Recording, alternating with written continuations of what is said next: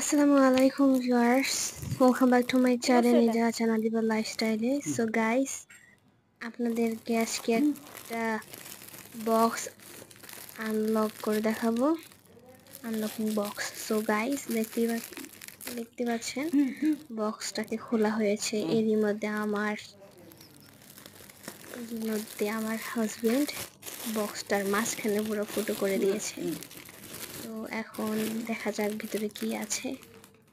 কিছু অংশ দেখা যাচ্ছে, দেখা যাক কি হয়। ও পুরোটাই খুলে ফেলছে, তার মাঝখানে কিছু কিছু গুঁড়ো গুঁড়ো কি যেন বের হচ্ছে। দেখা যাক ভিতরে কি আছে। সো গাইস, দেখতেই থাকুন। যদি ভিডিওটা ভালো লাগে তো আমাদের পেজে সাবস্ক্রাইব, বেল আইকন পাশে বাটনে দিয়ে রাখবেন, যেন নিত্য নতুন ভিডিও আপনাদের সাথে শেয়ার করতে পারি এবং সবার থেকে আগে যে ভিডিওটা আমি আপলোড করবো সেটা যেন আপনাদের কাছে যায়। তো গাইস, দেখতেই পাচ্ছেন এগুলো কি। ওয়াও, এর মধ্যে একটা প্যাকেটের ভিতরে আমার হাজবেন্ড ফুটো করে দিয়েছে। দেখতেই পাচ্ছেন, ও দেখাচ্ছে। ওয়াও, এগুলো চা পাতা কোথা থেকে এসেছে?